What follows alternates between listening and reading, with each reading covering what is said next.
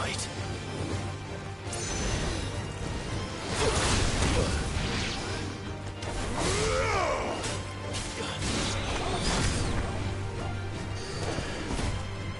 Get him!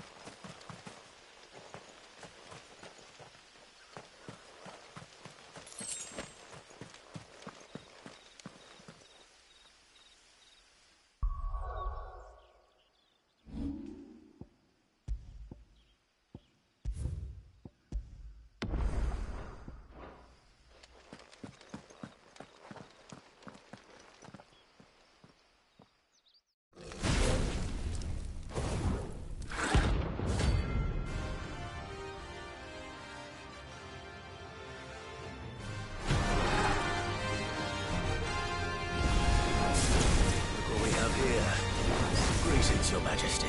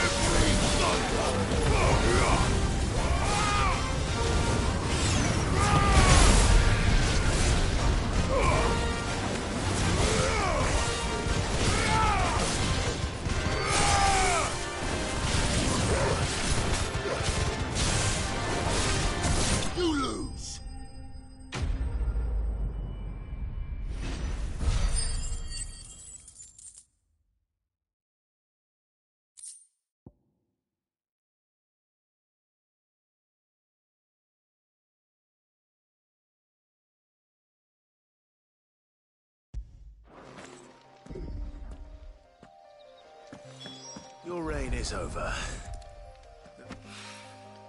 This looks like the stuff. Let's see if there's any more.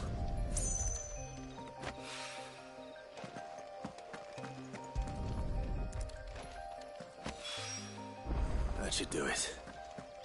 If Hawaii needs more than this, he can fetch it himself.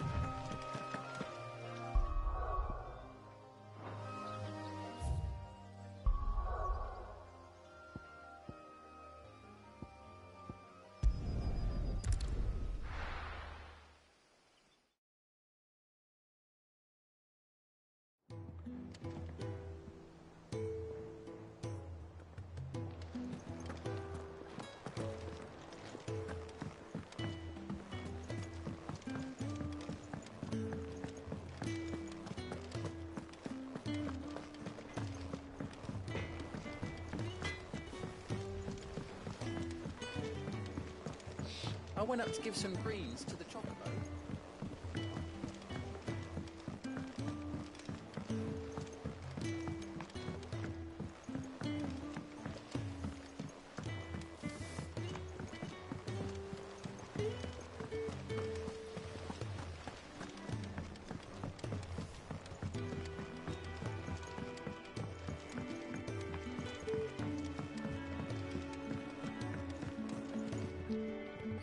All right there, Sid? How's that hunt for the bomb ash going? I have it here.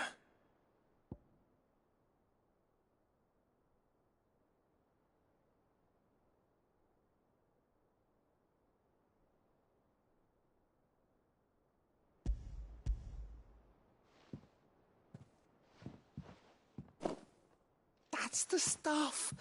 And plenty of it, too. Enough to keep the Olympic bubbling away for a good old while. You're a gent, Sid. Let nothing say otherwise. Right then, let's get this contraption up and running.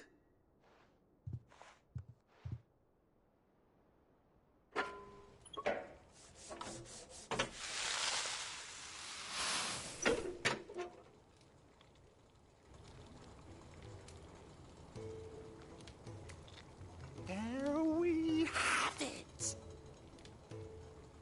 The Telemon Alembic. And it works just like the chief said it would. Very impressive. Says the man who cut down a burning boulder. Speaking of which, I still haven't returned the favor. There's no need. The good it will do for the hideaway is reward enough. Don't be silly. Why don't you let me take a look at that bag of yours? The one you keep your potions in. Reckon I could work some magic on that. What kind of magic? Well, we happen to have isolated a substance in our test run of the Alembic that I reckon will make even the toughest leather supple as anything. Thought we might use it to breathe new life into old boots and the like. Save the hideaway a few gil. But I reckon if we slap a bit on your bag, it'll loosen it up enough for you to squeeze in a bottle or two more. Well, it can't hurt to try, I suppose. That's the spirit. Leave it with me. I'll only be a mo.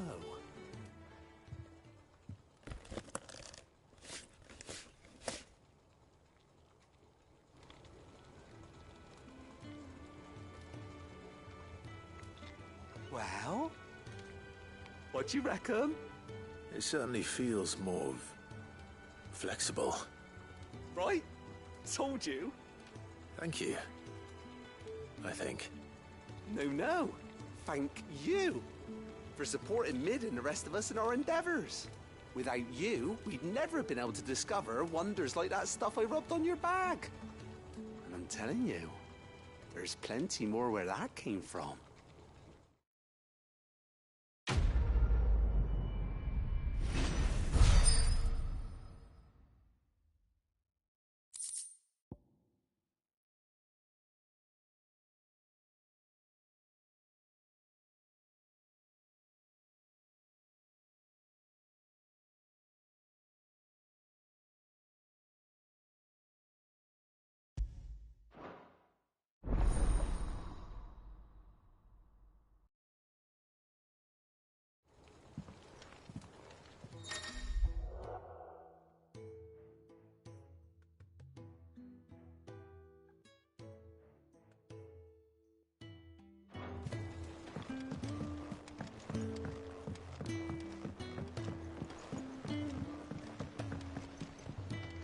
think Mid might need some help tidying up.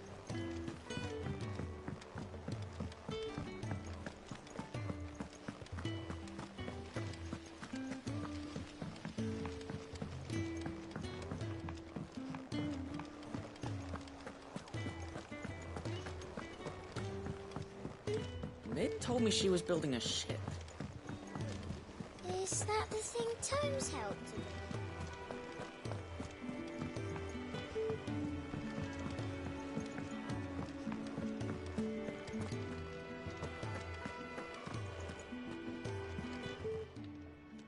And what can I do for you? Go on, then.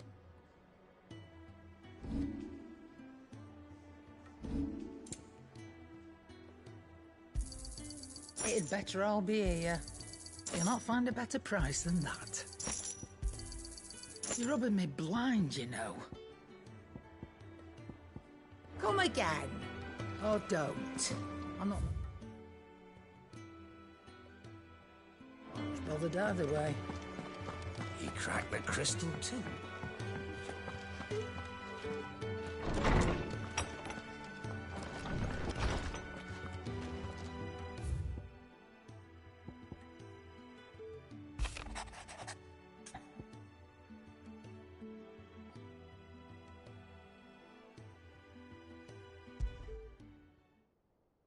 Trouble with the ledgers. Shouldn't he be asking Otto for help?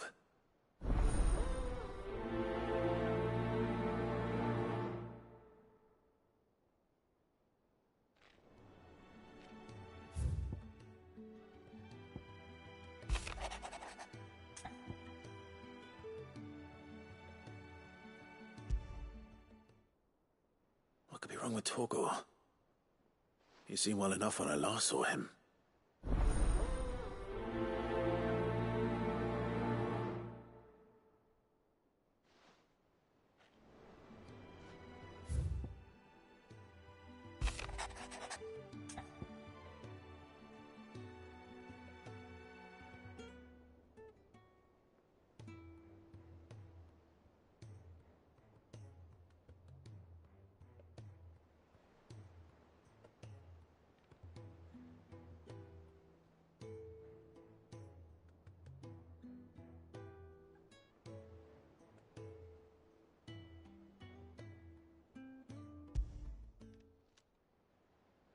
Hopefully it's nothing. But I should speak to Blackthorn just in case.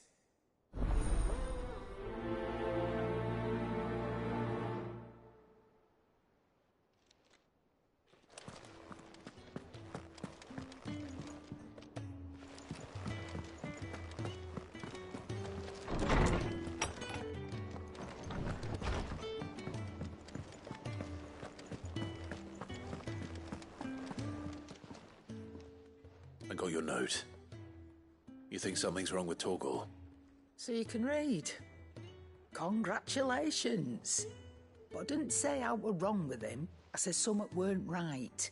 He's not been eating me treats.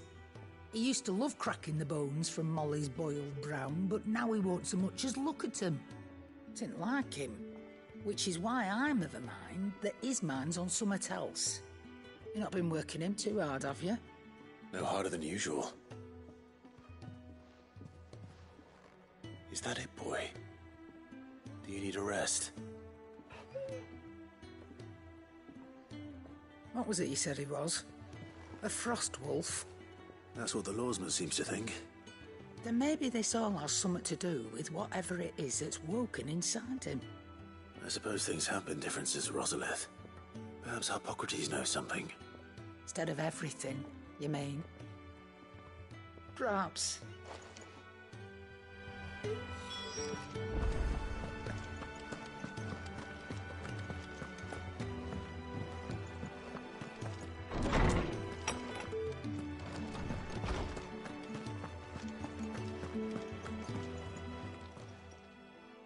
Lawsman, I need to ask you about Torgor. Something's not right with him. He isn't ill, is he? I don't think so. But according to Lady Karen, he seems to have lost his appetite, which is certainly a new development. She says he's hardly been touching his bones of late, and she believes it may have something to do with what happened at Rosalith Castle. I rather think she might be right, though not about his appetite. All canids are instinctively inclined to crack open bones for the rich marrow that resides within, and I see no reason why a frost wolf should be any different. Accordingly, I suspect it is not a lack of appetite that afflicts Torgal, but a surfeit of it. If we assume that his newfound magics require additional nourishment to sustain, it may well be that the bones Lady Karen is accustomed to providing are no longer sufficient. Frost wolves, after all, habitually prey upon far larger animals, whose bones may yield altogether different nutrients. As to where one might find a suitable substitute, some antelopes that graze the meadows of eastern Rosaria have been known to grow to a size more than double that of their lesser cousins. I don't recall ever seeing any that large. And little wonder. The oldest and largest such creatures rarely leave the safety of the highlands for fear of predators. The last elder antelope sighting I recall hearing about took place near Cressida, and that was long before the village was abandoned. Even so, it seems like a good place to start. Good hunting, Clive.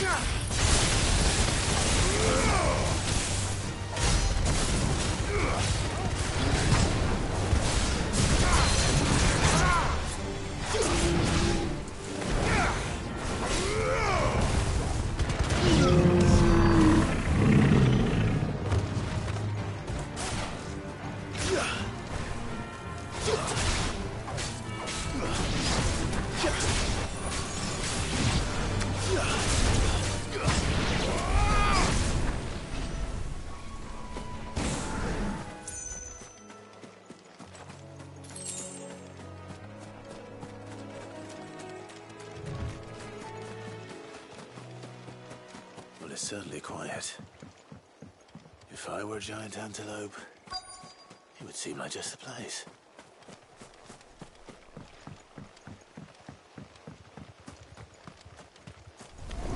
Yeah, we'll find one bigger than that. Hungry, Torgal?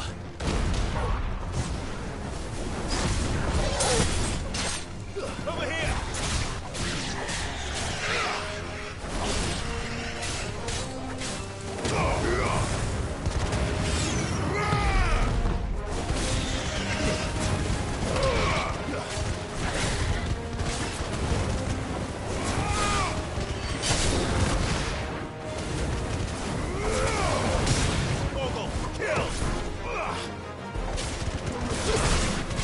It's over!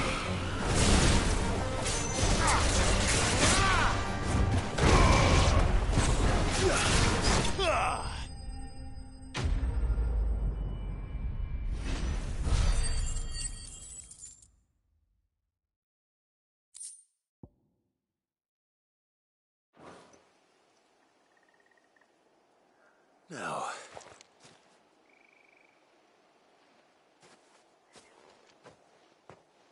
will it be enough, I wonder?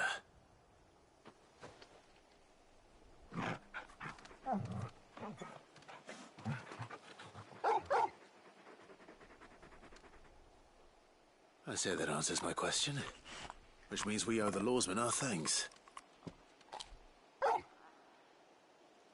You're just a big puppy, aren't you? A very big puppy.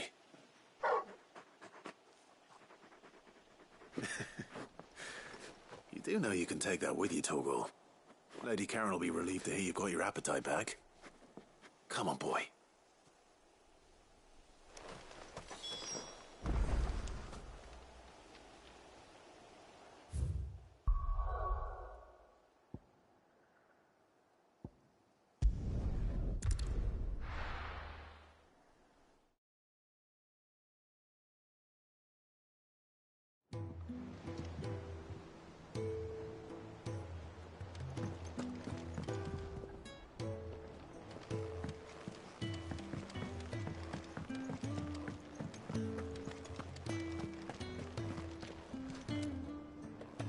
I noticed you and Torgal had gone off somewhere. Take him for a walk, did you? You could say that.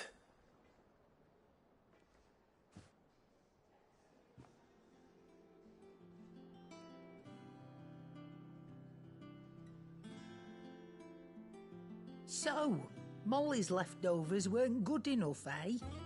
That'll teach me for treating you like you're still a pup. All right, no need to shout. Now we know what you're after, I can see about getting some in. Speaking of which, I brought one for later. Can I leave it with you?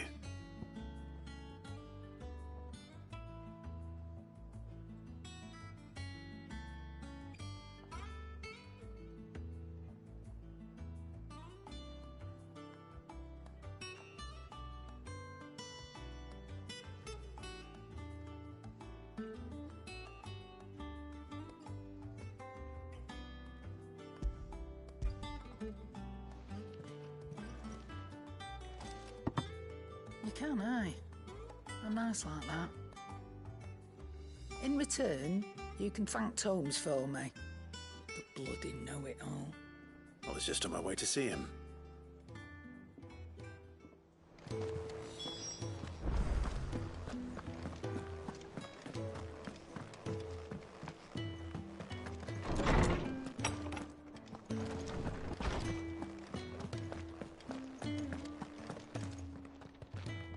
Ah, Clive.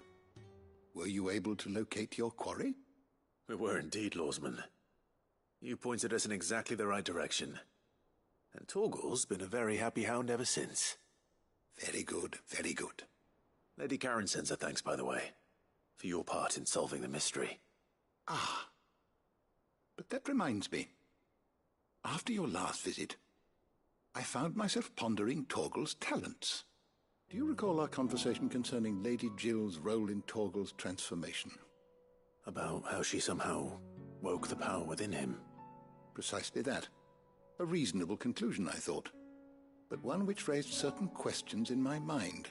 You see, the Fenrir of legend served Shiva and Shiva alone.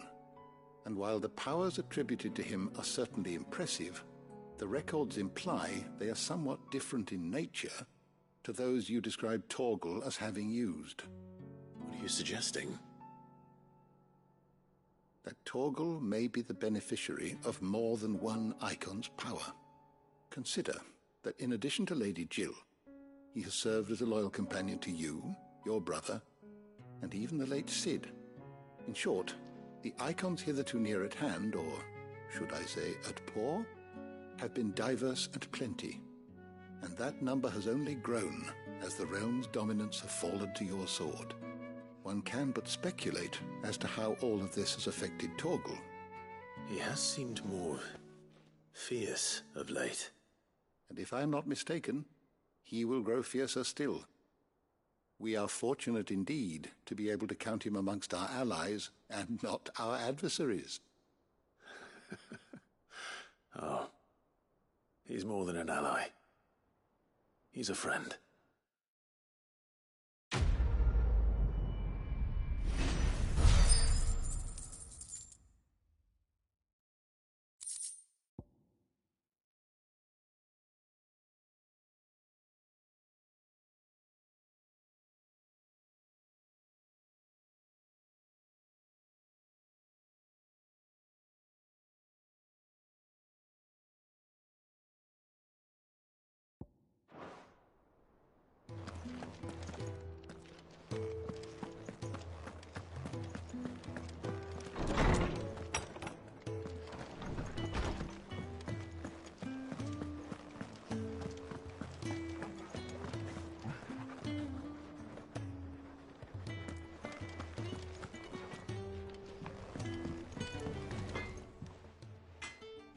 Blackthorn, do you have a moment?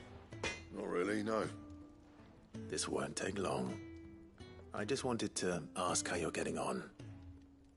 August was worried about you, that you might still be doubting your craft, even after learning the trick of that cuirass. Is there something else weighing on your mind? Perhaps sharing your thoughts might help.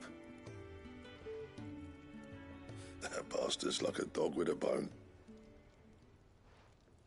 Still, he's got a keen eye, I'll give him that.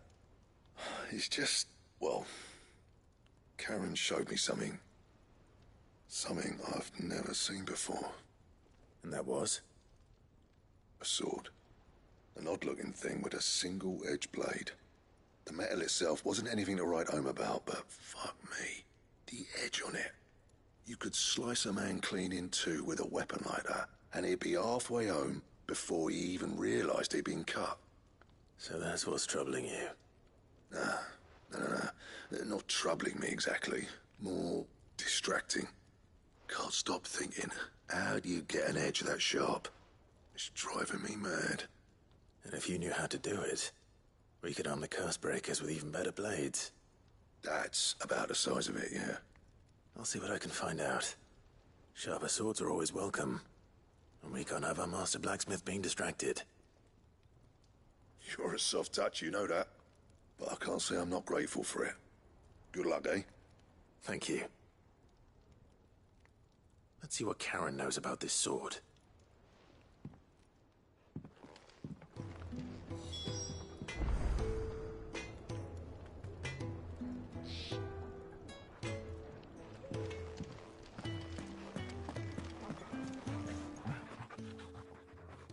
You're looking well, Karen. What do you want? Out with it. I want to know about the sword you showed Blackthorn. Single-edged and extremely sharp. Running around after him again, are you? I suppose I am, yes. But I need to help him find out how to work an edge like that. What's driving him to distraction? Little wonder, I suppose. There's not many like that make it as far as the twins, and those that do go straight into private collections. Which made it nice and easy finding a buyer. Can you tell me who bought it? Where is it now?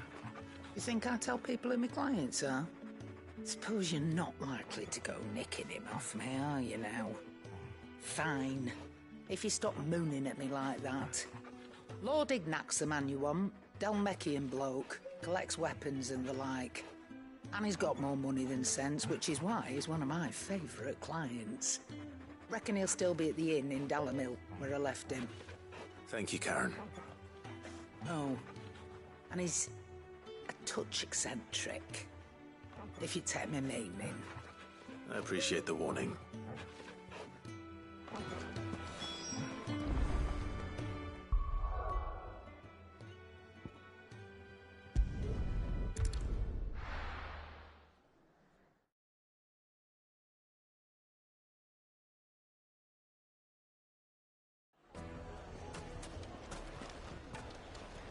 People take notice of wealthy men.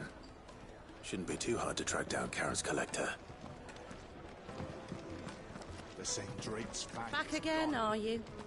Any more trouble and you'll be barred for life, however deep your friends' pockets might be. We don't know for sure. It could have just been a tremor. You. Listen. I've got this theory. The Fallen. I don't think they all fell. Some of them are still living among us. You could be one of them. I could be one of them.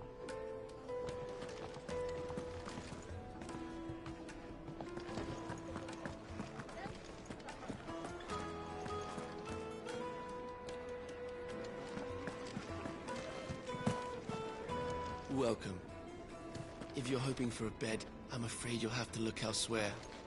One of our wealthier patrons has purchased the use of every room, hoping to keep out the riffraff, as he puts it.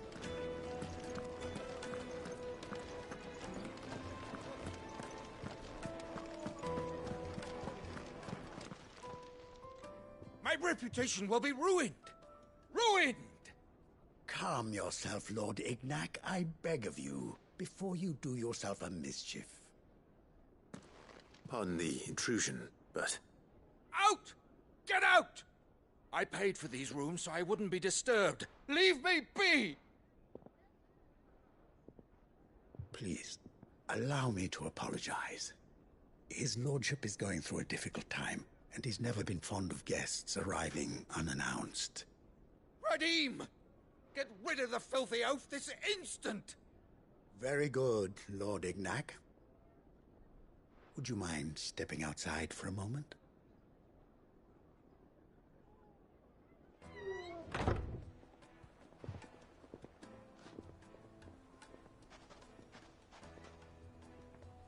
I'm sorry if I've caused you any trouble. That? Oh, no. That's just how his lordship is. Though the morning's events have left him somewhat fractious. He has been dispossessed of his luggage, you see. The thieves also made away with a considerable amount of coin. Coin the innkeeper will soon be keen to collect. I don't suppose a certain blade was among the stolen items. A single-edged sword. It was purchased from a merchant friend of mine. Ah, you know Lady Karen. Yes, I'm afraid it was. Then I'll retrieve Lord Ignac's luggage. But I have one condition. You have but to state it. You are welcome to anything that is within my power to grant. I want an audience with Lord Ignac. A few minutes should be enough. Then I'll be on my way. A condition I would be a fool to refuse. Of course, you shall have your audience. I don't suppose you saw where the thieves went. I did not, no. Though some discreet inquiries made on his lordship's behalf mean that I know where you might find them. The bandit's bed. Every ill-gotten coin in Dalamil is said to pass through that disreputable corner of the Valcroy. And that's where I'm heading. I shall speak to Lord Ignac in your absence, and arrange for an audience upon your triumphant return. That will be very kind of you. Farewell, and best of luck.